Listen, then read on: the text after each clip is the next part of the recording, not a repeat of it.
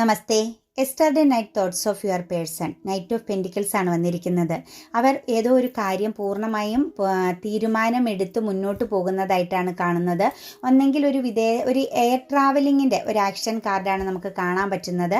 ഒന്നെങ്കിൽ വിദേശത്തുനിന്ന് സ്വദേശത്തേക്ക് വരുന്ന ഒരു ടൈമിംഗ് ആവാം, അതല്ലെങ്കിൽ ഒരു വിദേശയാത്ര. അവരുടെ ലൈഫിനെ മാറ്റിമറിക്കുന്ന ഒരു കാര്യങ്ങൾക്ക് വേണ്ടിയിട്ട്, ഒരു മാറ്റത്തിന് വേണ്ടിയിട്ടാണ് ഈ ഒരു ആക്ഷൻ അവരെടുക്കുന്നതായിട്ട് കാണുന്നത്. കാരണം കുറേ നാളുകളായിട്ട് അവർ രഹസ്യമായി വെച്ചിരുന്ന ആ ഒരു കാര്യം പൂർണ്ണതയിലേക്ക് എത്തുന്നതായിട്ടാണ് കാണുന്നത് കേട്ടോ.